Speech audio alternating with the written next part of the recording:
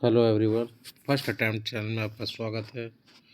आज पॉलिटी का एक इम्पॉर्टेंट टॉपिक है। संविधान के स्रोत, संविधान सभा की समिति है और अनुसूची। ये हम देखेंगे, प्रीलिम्स पॉइंट ऑफ व्यू से है। काफ़ी शॉर्ट में होगा और सीजीएल का एग्ज़ाम आप पता है कि काफ़ी नज़दीक है। ऐसे में रिवीजन काफ़ी इंपॉर्टेंट हो जाता है। ये 3 टॉपिक बहुत कम समय में कंप्लीट करेंगे और यह जो लेक्चर है वो आपको जेपीएससी बीपीएससी में भी काम देने वाला है। तो अगर आप उसकी भी तैयारी कर रहे हो तो आपके लिए महत्वपूर्ण होने वाला है। और अगर अच्छे लगे तो लाइक सब्सक्राइब शेयर ज़रूर कीजिए। टेलीग्राम चैनल का लिंक दिया हुआ है, वहाँ से आप जुड़ सकते हैं हम लोग के साथ। तो चलिए देखते हैं।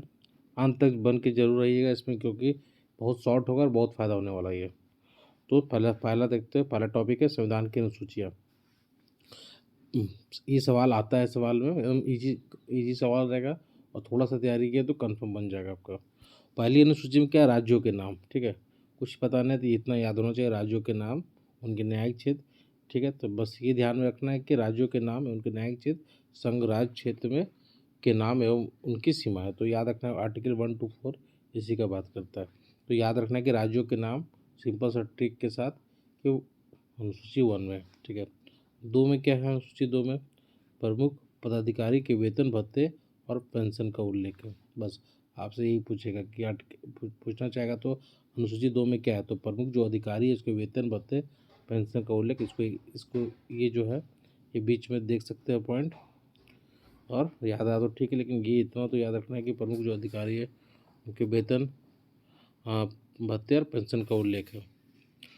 ठीक है, तीसरी में क्या है कि शपथ। ठीक है, अब वेतन मिल गया ऐसे याद रख सकते हैं, वेतन भत्ते पेंशन का बात हो गया, तो वो अब क्या करेंगे? तीसरा में शपथ ले लेंगे। ठीक है, तो शपथ किस, ठीक है, राष्ट्रपति और राज्यपाल तो इतना में शपथ लेते हैं। तो इसी भी इतना याद रखना है आपको कि शपथ का बात है। ठीक है, फोर्थ में क्या है? फोर्थ में कि राज्य एवं केंद्र शासित प्रदेश के लिए राज्यसभा में सीटों का अंतर। तो राज्यसभा में कितना सीट होगा वो याद ध्यान में रखना है आपको। राज्यसभा में सीटों का आवंटन हो गया चौथी अनुसूची में।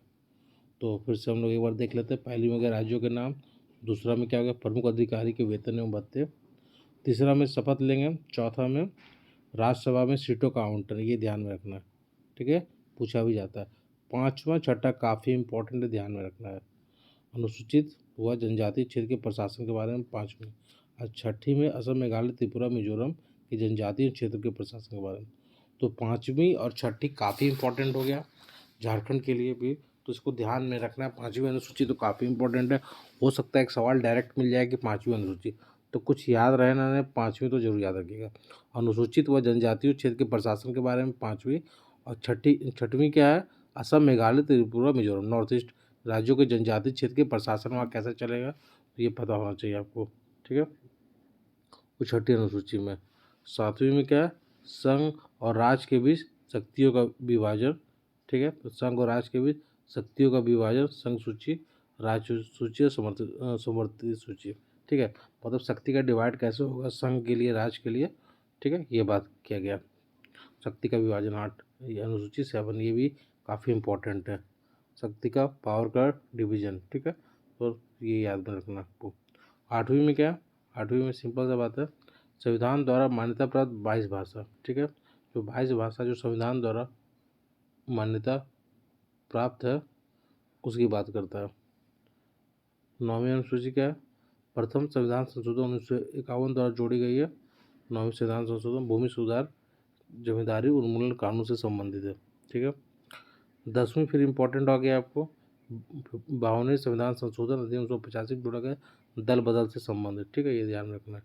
11वीं बहुत इंपॉर्टेंट है, सबको पता होगा, पंचायती राज से, और 12वीं आपका नगर पालिका से।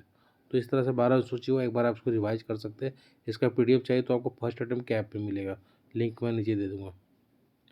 अब कुछ इंपॉर्टेंट पॉइंट बताते सवाल आता है।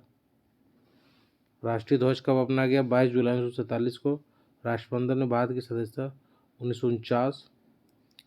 राष्ट्रीय गान अंगीकरण 24 जनवरी 1950। राष्ट्रीय गीत का अंगीकरण 24 जनवरी 1950। ठीक है, और ये ध्यान रखना।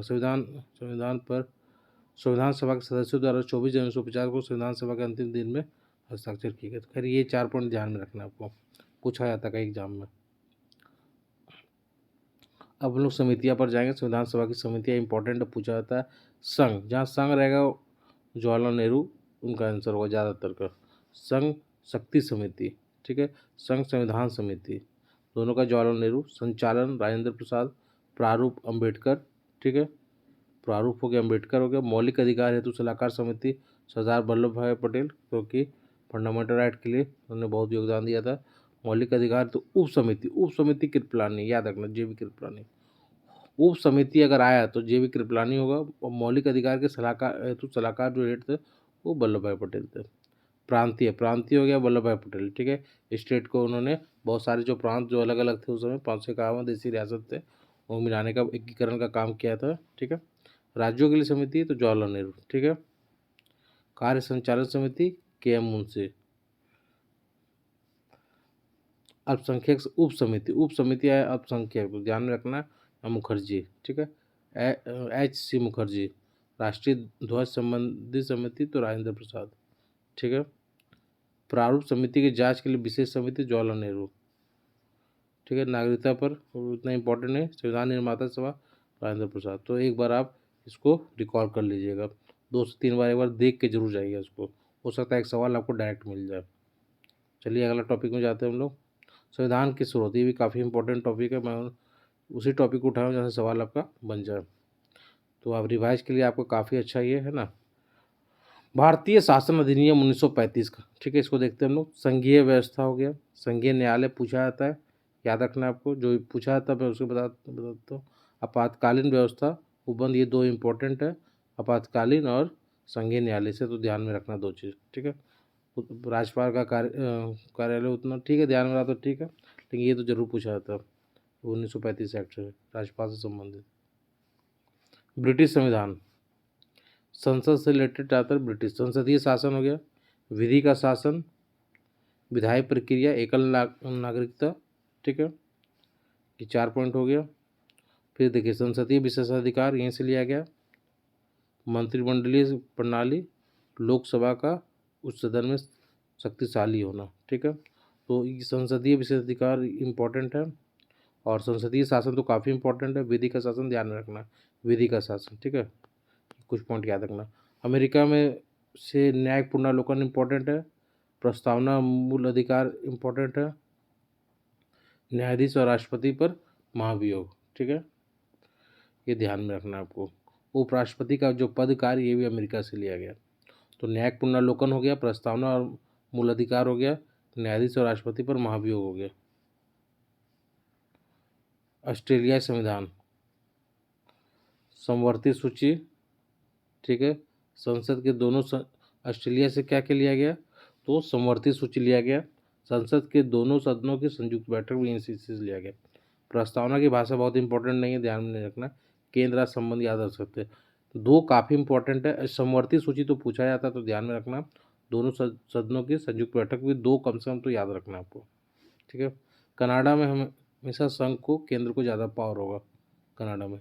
तो सशक्त केंद्र के साथ संघीय व्यवस्था, अवशिष्ट शक्ति को केंद्र में निहित, राज्यों में राज्यपाल की नियुक्ति, सर्वोच्च न्यायालय का परामर्श। तो ये 3 पॉइंट याद रखना है कि जो केंद्र को सशक्त करता है ये, ठीक है। अवशिष्ट शक्ति भी केंद्रों में आ जाता है। राज्यों में राज्यपाल की नियुक्ति कनाडा का संविधान है, क्योंकि इसमें भी पावर आ जाता है सेंट्रल का, है ना। जिसको चाहता है, जब जब सत्ता जिस तरह बदलती है तो राज्यों में देखा जाता है कि राज्यपाल भी बदल जाते हैं, तो इसलिए। आयरलैंड, आयरलैंड जो एक तो काफ़ी इंपॉर्टेंट है ये, डीपीएसपी। उसके बाद अगला है राज्यसभा के सदस्यों का नामांकन, राष्ट्रपति का निर्वाचन पद्धति भी इम्पोर्टेंट है, ठीक है। लेकिन कुछ याद नहीं रहा तो डीपीएसपी तो याद रख लीजिए, आयरलैंड से सिम डायरेक्ट सवाल मिल जाएगा आपको। जर्मनी का वाइमर संविधान से आपातकाल के समय मूल अधिकार का निलंबन से संबंधित है, ठीक है। जापान का संविधान से विधि द्वारा स्थापित प्रक्रिया, विधि द्वारा स्थापित प्रक्रिया कहाँ से, जापान से, कंफ्यूज मत कीजिएगा, इंपॉर्टेंट है, कंफ्यूजन हो सकता है। सोवियत संघ से मूल कर्तव्य, कुछ नहीं याद है तो मूल कर्तव्य याद रखना आपको, ठीक है। फ्रांस में, फ्रांस के संविधान से तो गणतात्मक एवं प्रस्तावना, समता, बंधुत्व का आदर्श, ये सब है, ठीक है। पूछा जाता है फ्रांस का संविधान भी ध्यान में रखना, गणतात्मक और प्रस्तावना में स्वतंत्रता, समता, और बंदूक कागज यहीं से लिया गया, फ्रांस संविधान से, ठीक है। दक्षिण अफ्रीका से बहुत इंपॉर्टेंट संविधान संशोधन की प्रक्रिया, ठीक है। राज्यसभा के सदस्यों का निर्वाचन याद है तो ठीक है, लेकिन संविधान संशोधन याद रख लेना आपको दक्षिण अफ्रीका से। इस तरह से यह लेक्चर कंप्लीट हुआ। अच्छा लगे तो इस तरह से आप लाइक सब्सक्राइब शेयर जरूर कीजिए, और इस तरह से और मैं वीडियो शॉर्ट बनाता रहूँगा। इस तो बस आप लोग सब्सक्राइब कर लीजिए चैनल को। धन्यवाद।